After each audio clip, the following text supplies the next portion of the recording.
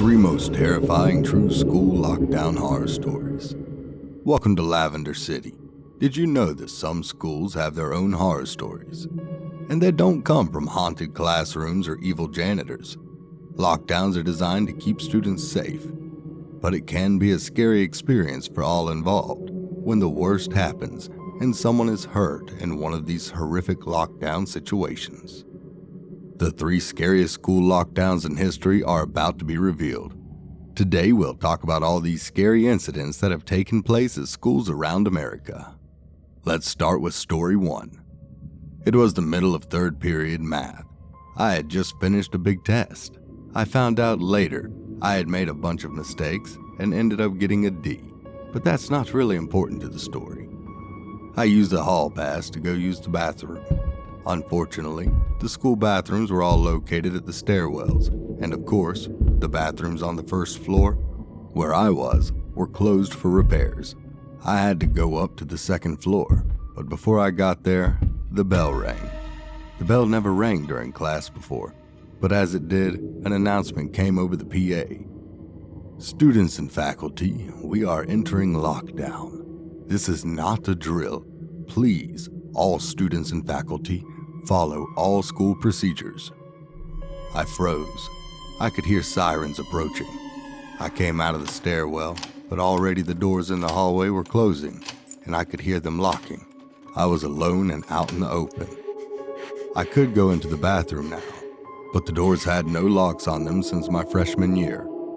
After some juniors trapped a freshman in the bathroom and duct taped him inside a stall, they removed the ability to lock them at all. If there was somebody wandering the school, I'd have no chance if I went into there. I ran down the hall. I could see classrooms turning out their lights and covering the windows. I couldn't turn to them for help. All the instructions said to not answer the door. I had to find someplace safe nearby before something happened. I turned a corner and I saw my chance. The janitor's closet was open. Lunch was up next period, so he was probably out setting up tables when the announcement was made. He wasn't in there, and it could easily be locked from the inside, so I jumped in and shut off the light. The only light I saw was from the bottom of the door. I waited, and the sirens grew closer and eventually stopped.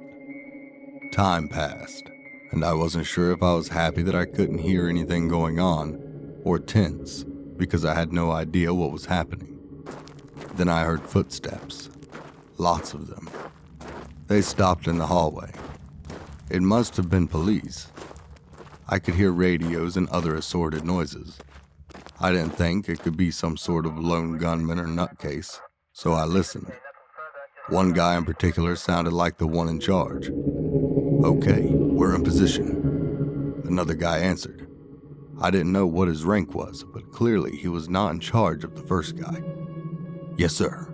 We know the suspect is here in the building. C team is across the campus as ordered, and B team is covering the back entrances. He will not exit the building on our watch. The chief responded, Good.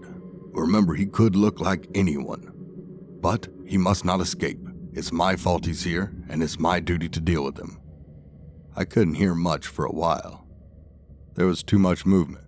Too many people all talking to each other to make out anybody from where I sat. I just waited for a little while. Maybe it would all just be over soon, and I could leave the closet and go back to class. Then, that's when it all happened. The chief yelled out, Hold it! Put your hands in the air! The commotion outside stopped abruptly.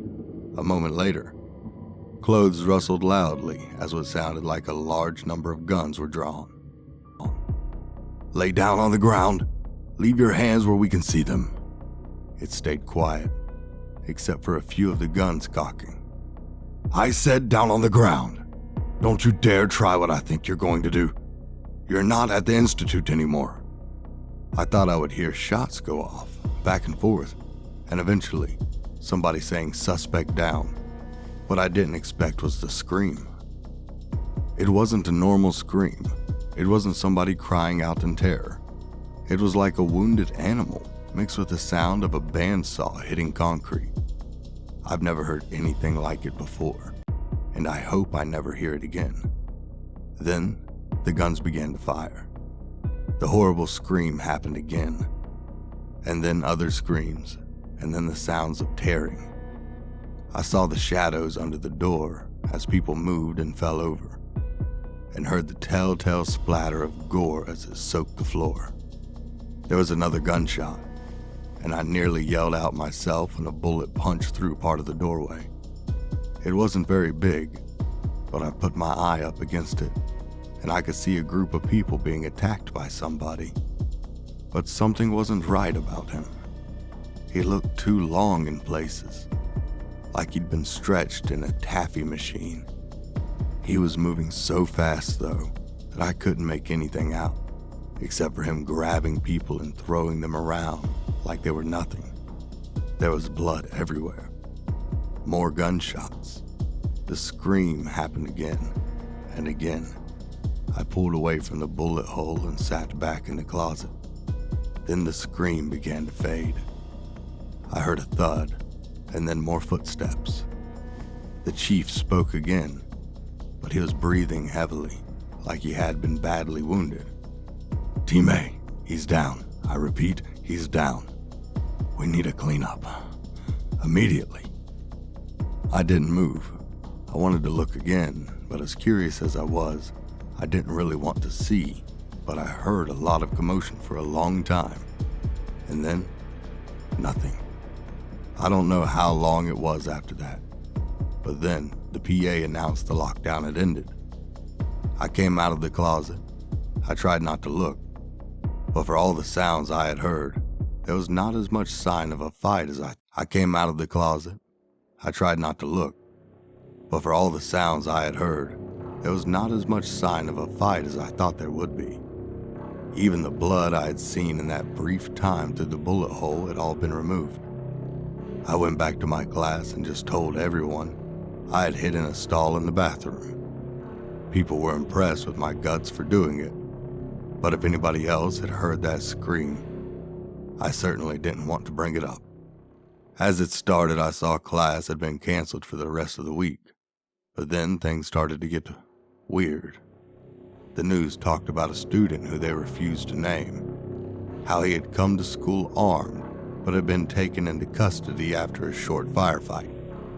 Stranger still, in the footage of the hallway where the scuffle had taken place, the door of the closet, which had been my refuge, was totally unscathed. Not so much as a scratch on it, let alone bullet holes. It appeared to have been replaced outright, well before any investigation could have been completed. I saw pictures of the student being led away in cuffs. He didn't have a mark on him. He wasn't even wounded as he was pushed into a police car and driven away. All I saw was him fighting and yelling. Even in my glimpses through that bullet hole, I knew that wasn't the same one I saw. The clothes were completely different. The one I had seen had been wearing a black t-shirt and jeans. The one getting into the police car was wearing a white shirt and shorts. The news said no one had been hurt despite the gunfire, but I knew people had been wounded, even killed. I'd heard them screaming in agony as something vicious had attacked them. And then there was what that chief guy had to say, talking about something being his fault, the institution, that he could look like anyone. I don't know what happened that day for certain. I didn't see enough. I didn't hear enough to get the full story. But this is what I can tell you. I know there was no shooter at our school. I know that someone was arrested that day. Someone who I didn't know, who I never heard about ever again. That's right, a shooter who never made another day's worth of news. Just disappeared. When was the last time that ever happened? I know that chief guy and his squads were not cops.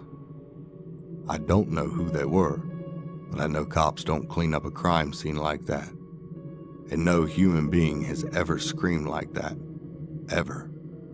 But whatever it was that I heard attacking those people, all I know is it came into that hallway where I was.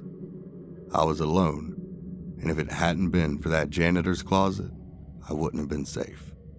It could have looked like anyone. Something tells me that squad wouldn't have helped me either. It could have looked like anyone. What was it? How long had it been in our school? Had I ever been alone with it and never knew what it was? Who were those people who had come for it? Where had it come from?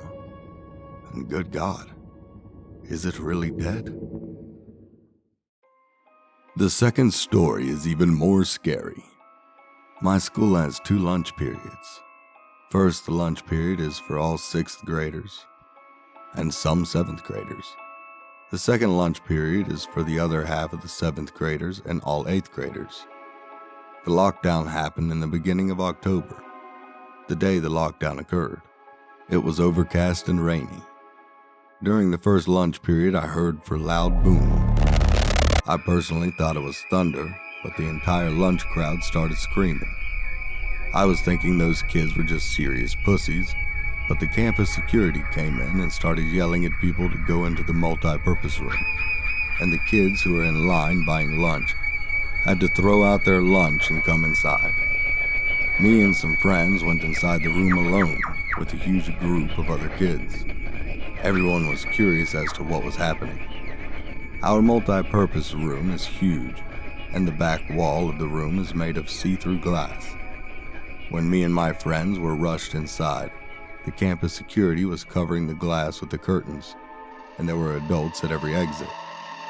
My friend Eric was curious as well as the rest of us, so he asked one of the adults what was going on. When we came back, he said, "You know how right in front of TMS there's those houses?" I replied, "Yeah. There's this mentally disabled crazy man that barricaded himself in front of his house, and he's threatening to commit suicide and kill the cops if he's evicted. He was walking around outside of school watching kids in a weird way," Eric told us. It turned out the man was also a registered sex offender. Making matters worse, we were stuck in the multi-purpose room for a whole hour, taking up 2 periods. After the whole thing was settled, we were escorted to our classrooms, one by one.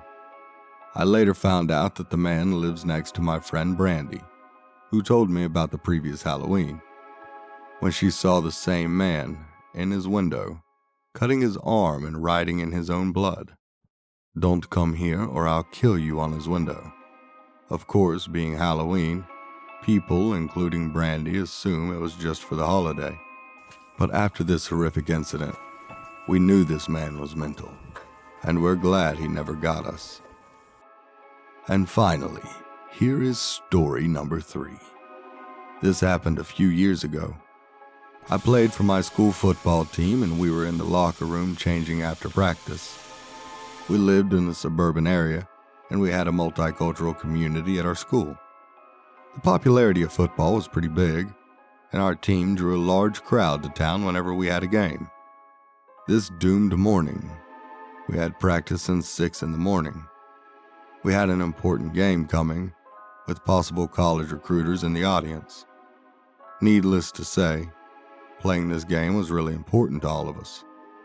We were tired because of the non-stop practice, but were in good spirits, looking forward to the game that weekend. Then we heard an announcement on the intercom that the school has gone to lockdown, and that we should lock the doors from wherever we are. The announcement repeated 2 more times, and the intercom went silent. Frankly, no one in the team took this seriously.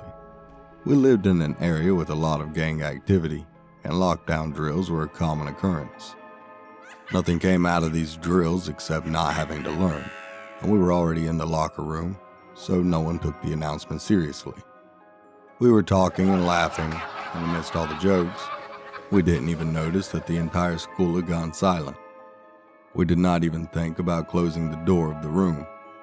All of us were doing our own thing, changing, making jokes at each other, even discussing strategy for the next game. What happened next was not something we ever expected to happen. Death and destruction was coming our way, and we did not even know.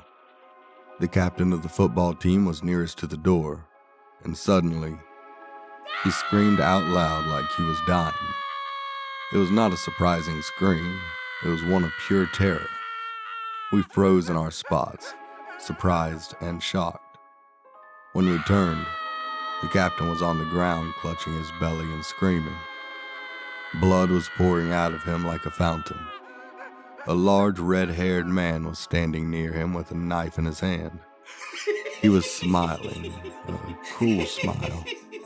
Then all hell broke loose. Kids were screaming, running everywhere, and this man was following everyone. He was shaking his bloody knife, aiming at anyone and everyone, slicing and cutting, and suddenly he stopped. I felt my feet become paralyzed with fear. He was right in front of me, waving his knife and snickering. He knew I couldn't run, and that I was having a panic attack. He raised his knife, and suddenly, our coach came barreling onto him out of nowhere and pushed him to the floor. The police came in and he was arrested at the spot. But before that, he was able to stab 4 of my teammates and was aiming at me. To this day, I cannot believe I escaped death and would have died if it was not for my coach. What do you think about these horror stories? Do you have similar experiences? Comment down below and let us know. If you like this video, click subscribe and click the bell icon to watch more videos like this. See you again in another video. Till then, take care. Take care.